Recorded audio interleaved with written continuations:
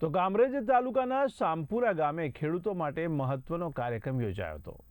તો સુરતના કામરેજમાં પીએમ કિસાન સન્માન નિધિ યોજના અંતર્ગત ખેડૂતોને 22મા હપ્તાનો વિતરણ કરવામાં આવ્યું। આ સાથે જ આંતરરાષ્ટ્રીય મિલેટ વર્ષ 2023 નિમિત્તે તાલુકા કક્ષાનો મિલેટ્સ મેળો પણ યોજાયો હતો। તો શામપુરા ખાતે યોજાયેલા કાર્યક્રમમાં મોટી સંખ્યામાં ખેડૂતો હાજર રહ્યા હતા। તો મિલેટ્સ મેળામાં પણ વિવિધ અનાજના સ્ટોલ લગાવવામાં આવ્યા હતા, ત્યારે ખેડૂતોને મિલેટ્સના ઉત્પાદન તેમજ ઉપયોગ વિશે વિશેષ માર્ગદર્શન પણ આપવામાં આવ્યું। તો કાર્યક્રમ દરમિયાન વિવિધ સરકારી યોજનાઓના લાભાર્થીઓને કુલ 8 લાખ રૂપિયાથી વધુની સહાયના ચેકોનું પણ વિતરણ કરવામાં આવ્યું। સરકાર દ્વારા ખેડૂતોના વિકાસ માટે અનેક યોજનાઓ અમલમાં મૂકવામાં આવી છે, ત્યારે ખેડૂતો વધુમાં વધુ આ યોજનાઓનો લાભ લે અને મિલેટ્સના પાકનું ઉત્પાદન વધારે અને તેમની આવકમાં વધારો થાય તે અંગે નિષ્ણાતો દ્વારા માર્ગદર્શન આપવામાં આવ્યું હતું। मैं खेडूत छूँ। मारू नाम है देसाई जितेन्द्र कुमार प्रवीणसिंह, मुकाम पोस्ट डेलाड़, तालुको कामरेज, जिल्लो सूरत। आज रोज जे इंटरनेशनल मिलेट्स उत्सवना भागरूपे शामपुरा मुकामे जे प्रोग्राम राख्यो तेनामां अनेक विभागोना लाभार्थीओने पेमेंट ऑर्डरो आपवामां आव्या। त्यारबाद एमना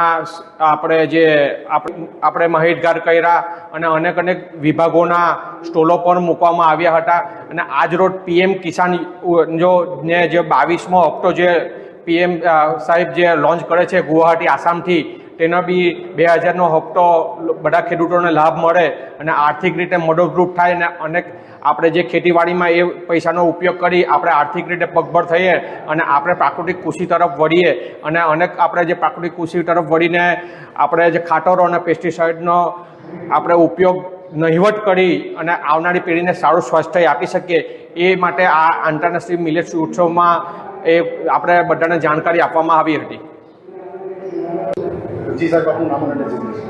મારું નામ ધવન જીવનભાઈ હાંસોટિયા, મદદનીશ ખેતી નિયામક કપાસ, જિલ્લો સુરત।